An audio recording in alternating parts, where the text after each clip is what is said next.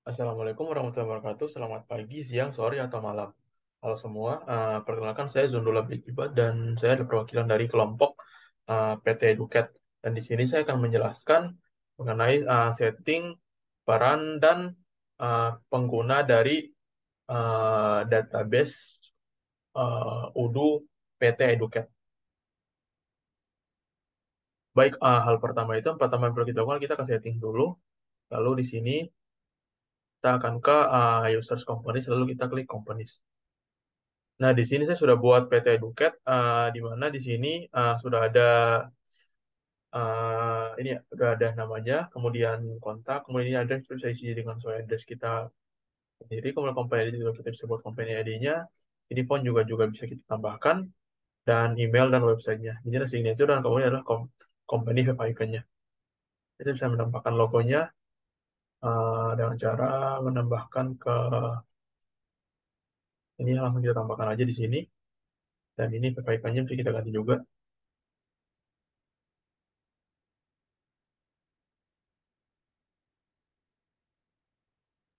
Baik. Selanjutnya ini kita bisa menambahkan company ID ya, terserah saja. Misalnya di sana adalah EDC.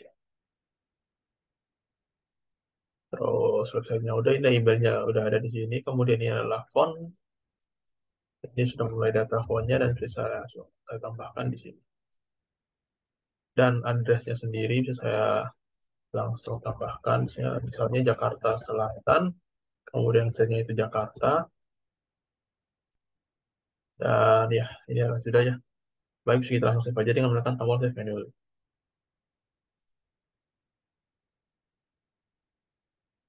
Baik, ini sudah kita simpan ya. Identitas company kita itulah PT Educat. Nah, selanjutnya kita ingin menambahkan users. Nah, by default di sini sudah ada user yang sudah kita buat sebelumnya. Namun perlu saya akan jelaskan bagaimana cara kita akan mendapatkan user ini.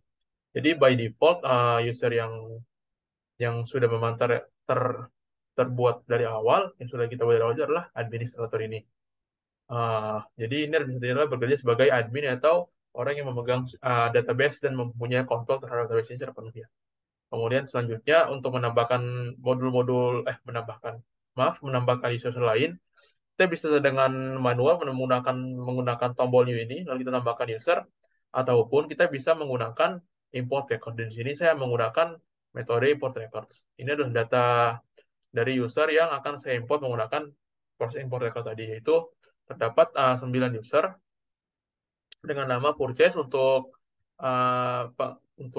ini ya, orang yang bertugas untuk bagian purchase, kemudian saya itulah orang untuk bertugas di bagian sales dengan emailnya sebagai berikut. Ini juga bahasa dan komponennya adalah PT Educat.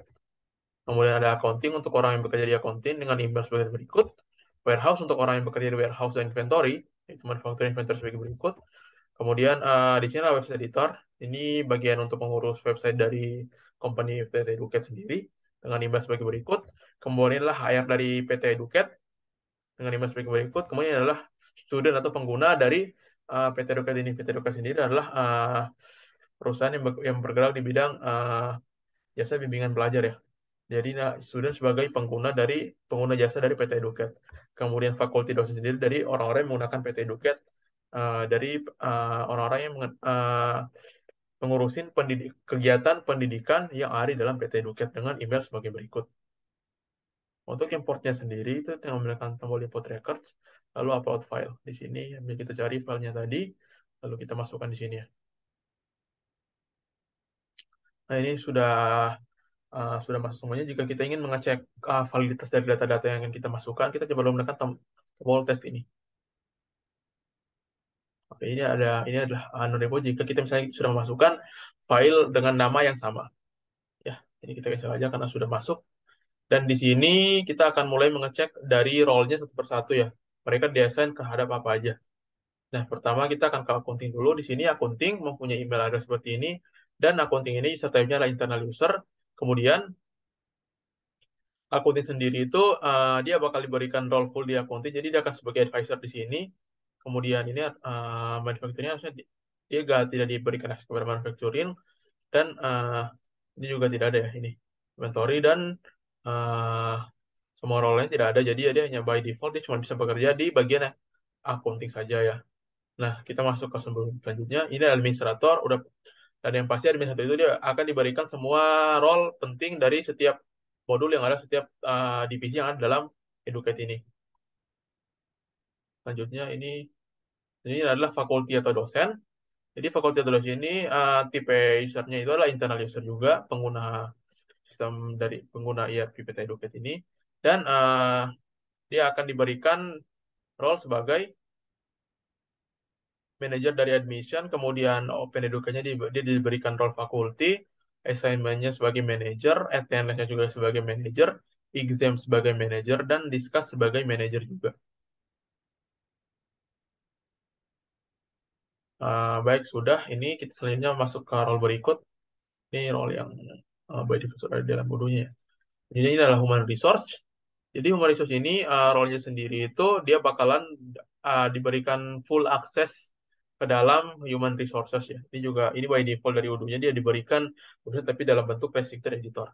Jadi di sini dia karena adalah petugas human resource atau staff yang bekerja di bagian human resource, maka dia diberikan akses full ke dalam aplikasi ke dalam human resource itu seperti employees, contracts, recruitment, experience, dan dia bekerja sebagai administrator di sini. Baik, selanjutnya kita ke ini adalah pengguna purchase, di mana dia diberikan role sebagai administrator untuk bagian purchase, dan role lain tidak diberikan. Tipe usernya itu adalah internal user juga. Selanjutnya adalah sales, dia pasti diberikan role admin dari modul sales ya. Kemudian user type-nya di sini adalah internal user. Di bagian lain dikosongkan.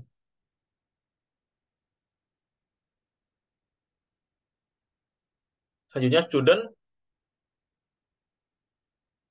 karena dia adalah sebagai student, maka di sini dia diberikan education itu di Open Education dia dimasukkan ke dalam fakulti. Kemudian untuk role dalam Open Educate sendiri dari modul dari Educate itu dia hanya diberikan akses berupa user. Selanjutnya yaitu warehouse, di sini dia diberikan akses sebagai pemegang inventory warehouse dan manufacturing juga sebagai administrator. Dan tipe usernya di sini adalah internal user. Selanjutnya itu dari user terakhir yaitu website editor, di sini dia diberikan full akses untuk website itu, di mana Live sebagai administrator, LRT sebagai manajernya, dan websitenya sebagai editor designer. Baik, semuanya udah, dan kita akan mencoba untuk melakukan login terhadap user-user yang sudah kita buat ini ya. Kita login dulu dari administrator. Misalnya saya ingin masuk sebagai staff di bagian purchase. Jadi kita pertama copyin dulu emailnya, lalu masukkan passwordnya. Kita tunggu sampai login selesai. Nah, kita sekarang sudah masuk ke dalam Udo sebagai staff purchase, dan di mana di sini dia hanya diberikan akses ke dalam modul purchase di sini ya. Jadi dia tidak diberikan akses full sebagaimana yang diberikan kepada administrator. Baik, sekian dari saya. Semoga video ini bermanfaat bagi kita semua. Jika terdapat ketidakjelasan ataupun ketidakpaham bisa ditanyakan, dan mohon maaf.